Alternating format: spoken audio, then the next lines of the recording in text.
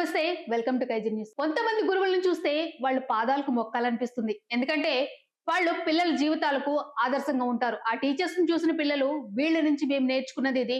మా తర్వాతి తరానికి మేము ఇలాగే మారాలని చెప్పేసి అనుకుంటూ ఉంటారు.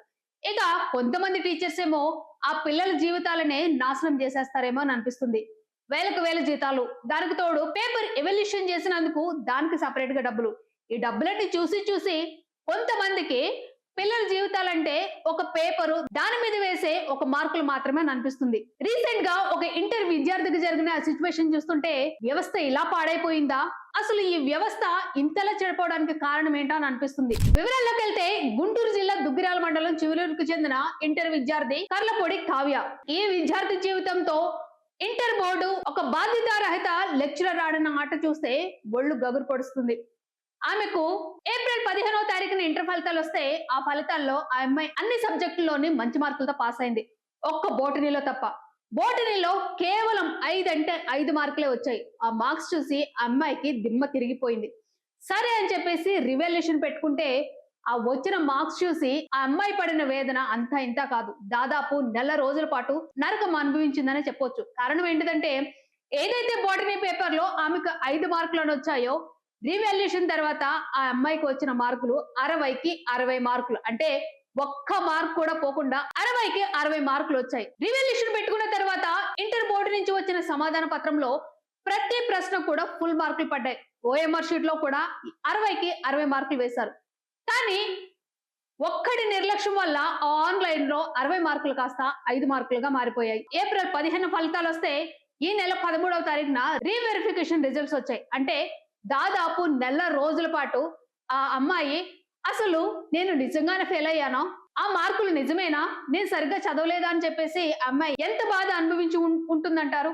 ఒకవైపు ఇంటి చుట్టుపక్కల వాళ్ళు నువ్వు ఫెయిల్ అయిపోయావు అంటుంటే అవమానం, ఇంకొక వైపు నేను నిజంగానే బాగా రాశానే అన్న ధైర్యం.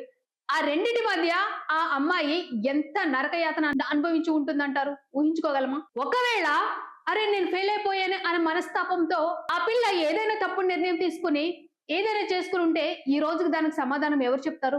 ఇంటర్ బోర్డు చెప్తుందా, లేకపోతే అడ్డదిడ్డంగా మార్కులు వేసిన ఆ పనికి మాలిన గురువు అని చెప్తారు? అసలు అతన్ని గురువు అనే కంటే ఒక బద్దకిష్టుడు అంటే సరిపోతుందేమో. ఇంత ఘోరం జరిగితే మన ఘనమైన ఇంటర్ బోర్డు తీసుకున్న చర్యలు ఏంటంటే ఏదైతే పేపర్ ఎవల్యూషన్ చేశాడో ఆ లెక్చరర్ కు 7,500 రూపాయల జరిమానా విధించి 3 ఏళ్ల పాటు రీవాల్యుయేషన్ కి రాకుండా ఆపిందనమాట. అంటే అతను హ్యాపీగా కాలేజ్ కి వెళ్ళిపోవచ్చు, జస్ట్ రివాల్యుయేషన్ మాత్రం రాకుండా ఒక 7,500 రూపాయల జరిమానా విధించింది. ఇప్పుడు నేను అడుగుతున్నా, ఒకవేళ ఆ అమ్మాయి గనుక ఏదైనా చేసుకుని జరగరాంది ఏదైనా జరుగుంటే ఇప్పుడు మీరు వేసిన 7,500 రూపాయల ఫైన్, ఒక 3 ఏళ్ల పాటు డిబారు ఆ అమ్మాయిని వెనక్కి తీసుకొచ్చేదంటారా?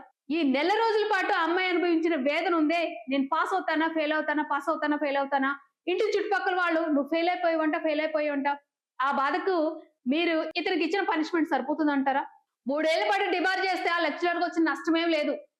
జస్ట్ రివాల్యుయేషన్ వెళ్ళకుండా ఉంటాడంతే. హ్యాపీగా మళ్ళీ కాలేజ్కి వస్తాడు, కూర్చుంటాడు, జీతం తీసుకుంటే హ్యాపీగా బతుకుతాడు. మరి అమ్మాయి పడిన బాధకు విలువ లేదా? ఇక అందరూ ఆ అమ్మాయి లాగానే రివాల్యుయేషన్ పెట్టుకుంటారంటారా? పెట్టుకునే వాళ్ళు పెట్టుకుంటారు, పెట్టుకునే వాళ్ళ పరిస్థితి ఏంటి? ఒక టాపర్ ని కాస్త ఒక ఫెయిల్యూర్ గా చేసిన బాధ్యత ఎవరిది? పిల్లల జీవితాలు, వాళ్ళ భవిష్యత్ అంటే ఇలాంటి కొంతమంది లెక్చరర్స్ కి ఎంత చులకన అంటే అంత చులకనగా కనిపిస్తున్నాయి. ఇలాంటి వాళ్ళని నడి రోడ్డు పై నిలబెట్టాలి. ఇలాంటి బాధ్యతారహమైన కళ్ళు మూసుకుని పేపర్లు దిద్దే లెక్చరర్స్ ని అసలు ఆ లెక్చరర్ పదవి నుంచి, ఆ గురువు పదవి నుంచి తప్పించాలి. అప్పుడు గాని ఆ లెక్చరర్, ఆ గురువు అనే పదానికి ఒక మంచి అర్థం ఉంటుందేమో. ఒకరిద్దరికి ఇలాంటి శిక్షలు వేస్తేనే మిగతా వాళ్లకు పేపర్ దిద్దేటప్పుడు కాస్త ఒళ్ళు దగ్గర పెట్టుకుని దిద్దుతారేమో అని అనిపిస్తుంది. ఇకపోతే ఇంటర్ బోర్డు ఇప్పటికైనా కళ్ళు తెరుచుకుని ఎవరిని పడితే వారిని ఇవాల్యుయేషన్ కి రాకుండా ఎవరికైతే ఆ వృత్తి మీద నియమ నిబద్ధతలు ఉంటాయో వాళ్ళని తీసుకొస్తేనే బాగుంటుందేమో. ఎందుకంటే ఈ రోజు కావ్య, రేపు ఇంకొక కావ్య ఇలాంటి బాధ అనుభవించకుండా ఉంటుందని గ్యారంటీ ఇవ్వగలరా? ఇక ఇలాంటి కొంతమంది బాధ్యత లేని లెక్చరర్స్ కి ఏం చేయాలంటే, ఇప్పుడు ఎవరైతే లెక్చరర్ ఈ ఘనకార్యం చేశాడో ఈ అమ్మాయి నెక్స్ట్ ఏం చదువుతుందో ఆ చదువుకు అయ్యే ఖర్చు మొత్తం ఇలాంటి వాళ్ళని భరించమనాలి. ఆ అమ్మాయి college fees, hostel fees, tuition fees ప్రతిదీ కూడా ఇలాంటి వాళ్ళ అకౌంట్ లో వేసేస్తాం అనుకోండి, అప్పటి కానీ వాళ్ళకి బుద్ధి రాదన్నట్టు. అప్పుడు ఒళ్ళు దగ్గర పెట్టుకుని పని చేసుకుంటారేమో అని అనిపిస్తుంది.